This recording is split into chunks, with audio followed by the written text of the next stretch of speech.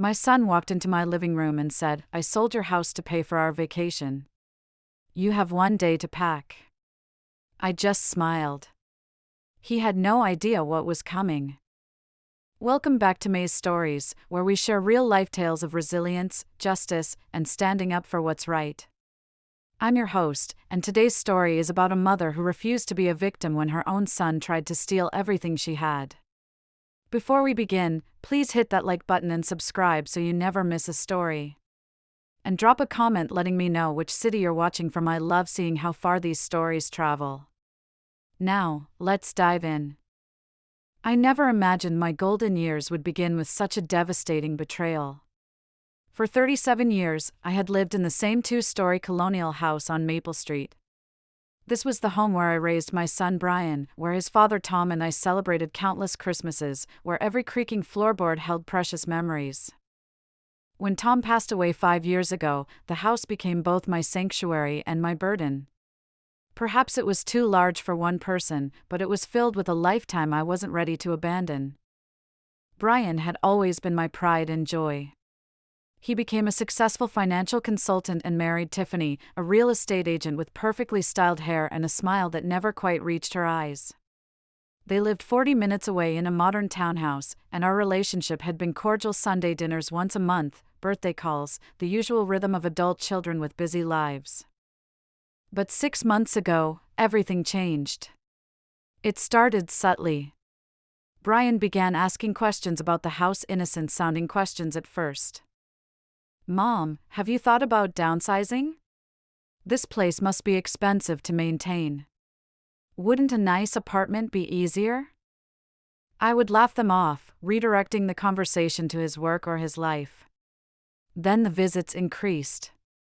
Brian and Tiffany would drop by unannounced, and Tiffany's sharp eyes would assess every room as if she were already measuring for new furniture. She'd comment on the outdated kitchen, the inefficient heating, how much the property taxes must cost. I felt scrutinized in my own home, like a specimen under glass. "We're just worried about you, Margaret," Tiffany would say, her voice dripping with false concern. "A woman your age, all alone in this big house? What if you fall? What if something happens?" I was 68, not 90. I still gardened, drove myself to book club, and volunteered at the library twice a week. Yet they spoke to me as if I were already senile, already helpless. The phone calls became more frequent. Brian would call late at night, his voice tight with what he called concern. Had I considered a reverse mortgage? Had I updated my will? Did I have a healthcare proxy? Questions that felt less like care and more like inventory. Then came that Tuesday afternoon in October. I was in my garden, deadheading the last autumn roses, when I heard a car pull up. Brian's silver sedan. He climbed out alone, no Tiffany this time. The expression on his face made something cold settle in my stomach. Not concern, not worry, something harder, something final. "Mom, we need to talk." He didn't wait for an invitation. He simply walked past me into the house. I followed, wiping soil from my hands, trying to calm the sudden racing of my heart. He stood in my living room, the room where I'd rocked him as a baby, and the words came out flat, rehearsed, as if he'd practiced them. "I sold your house to pay for our vacation. You have 1 day to pack your things." The world tilted. I actually gripped the back of Tom's old armchair to steady myself. "You what?"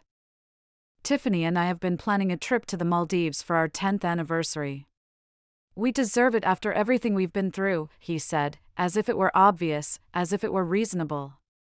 "The sale closes tomorrow. The new owners want to move in by the weekend." My mouth opened, but no sound came out. How could he? When did he?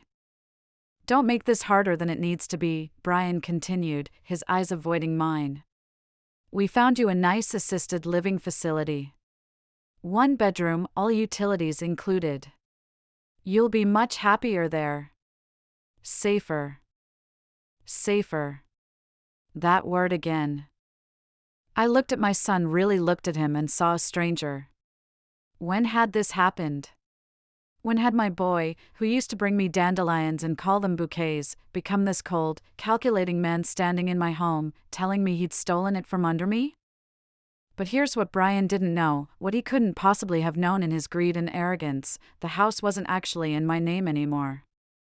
I smiled a small, quiet smile that made him falter for just a moment. Is that so? I said softly. Well then, I suppose you'd better tell me which assisted living facility. After Brian left, after he'd handed me a brochure for Sunset Gardens Senior Living and driven away in his expensive sedan, I sat in Tom's armchair for exactly 20 minutes, letting the shock wash over me. My hands trembled. My chest felt tight. Had my own son really just tried to sell my house without my permission? The audacity was almost impressive. I forced myself to breathe slowly, to think clearly. Panic wouldn't help. I needed to understand what had actually happened, what Brian thought he'd accomplished. I pulled out my laptop. Yes, I owned a laptop, despite what my son seemed to think about my technological capabilities, and began searching property records. After several phone calls, I reached someone at the county clerk's office. Ma'am, according to our records, 247 Maple Street is held in a living trust, the Sanderson Family Trust, established in 2021. You're listed as the trustee. Of course. Tom and I had set up the trust 3 years before he died, following our estate attorney's advice. The house wasn't in my name, it was in the trust's name, with me as the controlling trustee and Brian as the beneficiary upon my death. Brian couldn't sell it without my signature, without my consent. But he'd tried anyway. That evening, I did something I'd never done before. I called Brian's colleague, Robert Chin, whom I'd met at company events. If anyone might give me honest information, it would be him. Mrs. Sanderson, what a pleasant surprise, Robert said when he answered. Robert, I need to ask you something, and I need you to be completely honest with me. Has Brian been acting strangely at work lately? Money troubles, unusual behavior? There was a long pause. Too long. Mrs. Sanderson, I probably shouldn't say this, but Brian took out a significant loan last month. He told the partners it was for a business investment, but there's been talk. Some people think he's in over his head financially. My stomach dropped. How significant? 6 figures. And between you and me, he's been distracted, missing deadlines. His biggest client threatened to leave last week. I thanked Robert and ended the call, my mind racing. Brian was in serious financial trouble, and instead of coming to me for help, instead of being honest, he'd decided to steal my home. But why the vacation story? Why the Maldives? I opened Facebook, another thing my son assumed I couldn't do. Tiffany's page was public, filled with posts about luxury brands, exotic destinations, and inspirational quotes about manifesting abundance. I scrolled back through the last 6 months and found dozens of posts about their upcoming dream vacation, photos of resort brochures, countdowns to their anniversary trip. They'd been planning this for months, posting about it, bragging about it, building expectations with their friends and followers. And now they needed money to make it happen. My money, my house. This wasn't just about financial desperation. This was about image, about keeping up appearances, about Tiffany's perfect Instagram life. They'd decided my home, my security, my memories were worth less than their vacation photos. That's when my plan began to form. I wouldn't run. I wouldn't hide. I would let them think they'd won, play the confused, helpless old woman they clearly believed I was. And while they congratulated themselves, I would gather every piece of evidence needed to prove what they'd tried to do. I picked up my phone and dialed a number I'd hoped I'd never need, Sarah Morrison, the toughest estate attorney in 3 counties and Tom's former law school roommate. Sarah, I said when she answered, I need your help. My son just tried to steal my house. Sarah Morrison arrived at my house the next morning at 9 sharp, carrying a leather briefcase and an expression that meant business. Tell me everything, she said, settling into the armchair where Brian had delivered his ultimatum just 24 hours earlier. I walked her through it all. Sarah took notes, her jaw tightening with each detail. Do you have any documentation? Texts, emails, recordings? I shook my head. It all happened so fast. He can't actually sell the house, can he? It's in the trust. Not without your signature as trustee. Which means either he's forged documents or he's bluffing to pressure you into signing. She pulled out her laptop. Let me make some calls. While Sarah worked, my phone buzzed with a text from Brian. Mom, have you started packing? The movers will be there at 3 p.m. Don't respond yet, Sarah advised. Let's see if movers actually show up. If they do, I'll handle it. At 2:45, a white moving van pulled up. 2 men climbed out, checking a clipboard. Sarah stood beside me, phone already recording. Let them knock.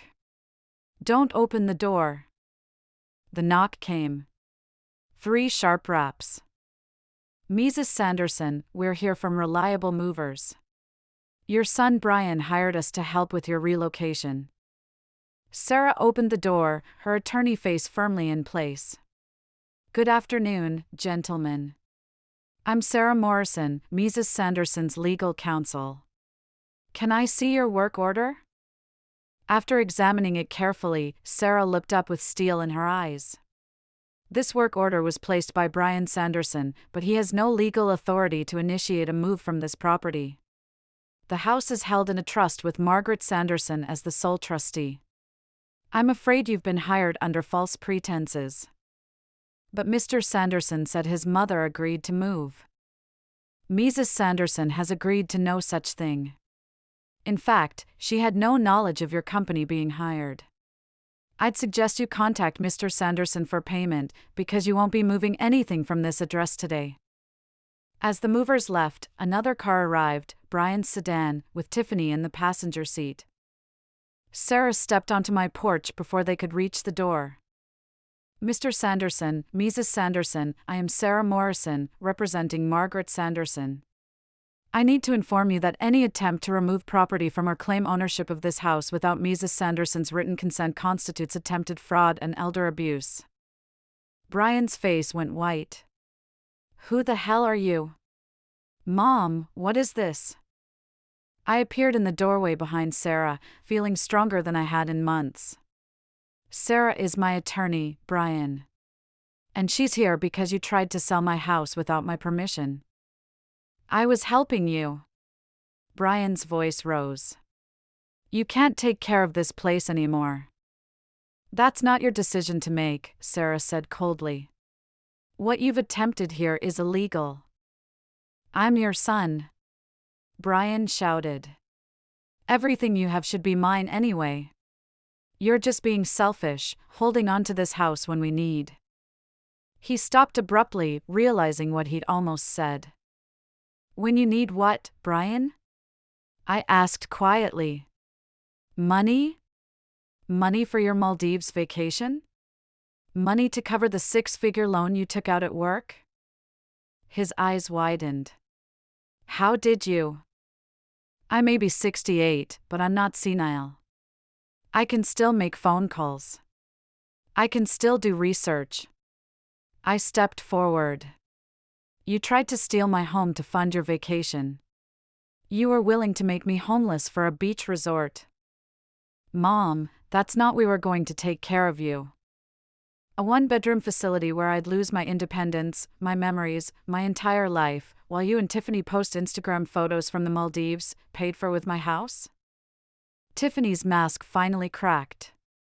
Maybe if you weren't so stubborn about accepting help, we wouldn't have had to. Had to what? Sarah interrupted. Commit elder fraud? Because that's what this is, Mrs. Sanderson. And I have everything documented now. Over the following weeks, Brian and Tiffany tried everything. Email manipulation, tearful phone calls, flowers with apology notes, unexpected visits. Every attempt was documented and forwarded to Sarah. But the isolation was harder than I'd expected. Brian was my only child. The house felt emptier without those Sunday dinners, even the annoying phone calls. That's when my book club saved me. When I finally shared my story with the Maple Street Literary Society, I received something far more valuable than I'd expected: solidarity and support. My nephew tried something similar, Clara Jennings said fiercely. You're doing exactly the right thing. Helen squeezed my hand. You're not alone, Margaret. We're here. Whatever you need. I also joined a support group for seniors dealing with financial exploitation by family members. Sitting in that circle, hearing others share similar stories, I realized something profound: I wasn't crazy. I wasn't overreacting. What Brian and Tiffany had attempted was a recognized pattern, and I had every right to defend myself. 3 weeks after their last contact, they came again, this time with a doctor. Brian and Tiffany approached with an older woman I'd never seen before. Mom, Brian said, his voice gentle and controlled. We need to talk. Please, just hear us out. The woman stepped forward. Mrs. Sanderson, I'm Dr. Patricia Henshaw. I'm a geriatric care specialist. Brian asked me to assess your living situation. A doctor. They'd brought a doctor to declare me incompetent. I didn't agree to any assessment, I said calmly. Of course not, and you don't have to, Dr. Henshaw said smoothly. But as a medical professional, I can tell you that many seniors don't realize when they need help. The signs can be subtle: forgetting to pay bills, neglecting home maintenance, isolation from family. I pay all my bills on time. My home is well maintained, and I'm not isolated. I looked directly at Brian. I'm surrounded by people who actually care about my well-being. The conversation escalated quickly. Brian's carefully constructed faade crumbled, and the truth finally spilled out. We made a mistake. He shouted. A mistake? People make mistakes, Mom. But instead of forgiving us, you're acting like we're monsters. We needed help. We were desperate. And you're sitting on hundreds of thousands of dollars in equity while your only son is drowning. There it was. The real Brian, finally visible beneath the concerned son performance. So it's my fault you're in debt? I asked. My fault you chose to live beyond your means? You're supposed to help your children. Tiffany shrieked. That's what parents do. They sacrifice. They give. But you're just a selfish old woman clinging to a house you don't even need. Get off my property, I said calmly. All of you. Now. Brian's voice turned cold. We tried to do this the nice way. But you've made your choice. You've chosen lawyers and strangers over your own family. And you'll regret it. 6 weeks later, the summons came. Brian was filing for emergency guardianship, claiming I was mentally incompetent and unable to care for myself. Sarah assembled our defense with military precision: bank records, medical records, testimonials, security footage, moving company documentation. Everything. They have nothing, Sarah assured me. Just allegations and Dr. Henshaw's cursory observation. The courtroom showdown was intense. Brian and his witnesses painted me as a tragic figure in decline. Dr. Henshaw described my reasonable questions as paranoia and suspicion. Character witnesses testified to Brian's devotion and my supposed hostility. But when Sarah presented our evidence: the Maldives payment, the social media posts, the debt documents, Brian's loan, the truth became undeniable. I took the stand and spoke clearly about my daily routine, my volunteer work, my friendships, my competence. Mrs. Sanderson, Sarah asked, why do you believe your son filed for guardianship? I looked directly at Brian. Because I refused to let him steal my home to pay for his vacation. Because I wouldn't be bullied into giving up my independence. Because I stood up for myself. Judge Patricia Carmichael's decision was swift and decisive. I find no merit whatsoever in this petition. Mrs. Sanderson is clearly competent, financially stable, and living independently without issue. This appears to be an attempt to access assets under the guise of concern. She looked at Brian with barely concealed disgust. I'm denying your petition and ordering you to pay Mrs. Sanderson's legal fees. Additionally, I'm referring this case to Adult Protective Services for investigation. I'd won. The consequences for Brian and Tiffany were severe and swift. Adult Protective Services opened a formal investigation. Brian's employer placed him on administrative leave, then terminated him for cause. Tiffany's real estate license came under scrutiny, and her brokerage quietly let her go. The Maldives trip was finally cancelled not by choice, but necessity. The resort kept their $47,000 per the cancellation policy. Their townhouse went into foreclosure. They filed for bankruptcy. Everything they'd been so desperate to maintain collapsed entirely. I received one more letter from Brian, bitter and accusatory. I hope you're happy. I hope your house and your lawyer were worth destroying your only son. I didn't respond. There was nothing to say to someone who still saw himself as the victim. Instead, I finalized my legacy plan. Upon my death, the house would be sold, and the proceeds would fund the Margaret Sanderson Foundation for Elder Financial Protection, providing legal assistance to seniors facing exploitation by family members. Brian would get exactly what he deserved, nothing. 1 year after Brian's attempted fraud, life was sweeter than I'd imagined. I renovated the house. I'd fought for new kitchen cabinets, updated bathrooms, a beautiful sunroom addition. I used my own money, earned and saved over decades, to make it truly mine. The book club expanded. We met twice monthly, and I hosted regularly, filling my dining room with laughter and spirited debates. I took on more volunteer work, eventually becoming coordinator for the library's senior literacy program. I taught older adults about computers, internet safety, and protecting themselves from scams, including financial exploitation by family members. I started dating again. Nothing serious, just coffee dates and theater outings with a retired professor named David who made me laugh and never once asked about my finances. My garden flourished. I joined the local horticultural society, won second place for my hydrangeas, and started teaching weekend workshops. The house that Brian thought was too much for me became a hub of activity and joy. 1 year after the betrayal, I hosted a garden party. 50 people came: book club members, library volunteers, support group friends, neighbors, even Sarah and her family. We celebrated under string lights, eating catered food, drinking champagne, laughing until dark. Someone asked if I ever regretted how things turned out with Brian. I looked around at my beautiful home filled with people who genuinely cared about me and smiled. Not for a second, I said. And I meant it. So that's Margaret's story. Her son tried to steal her home, and she fought back with everything she had. Some people think she was too harsh, that family should forgive anything. Others say she should have been even tougher. What do you think? What would you have done if your own child betrayed you like that?